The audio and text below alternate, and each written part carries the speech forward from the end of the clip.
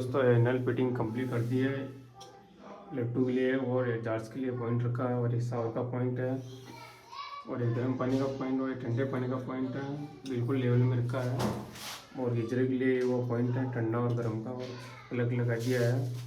यहाँ से ऑन होगा वो, और गीजर कटिंग कर अंडरग्राउंड कर दिया पाइप को ओपन था इसलिए को। तो अब इधर दिखता ही नहीं है। इधर ये वॉश बेसिन के लिए पॉइंट छोटा हुआ, एक इधर पॉइंट है, एक ये पॉइंट है और ये प्लग है और ये मिरर के लिए छोटा हुआ है।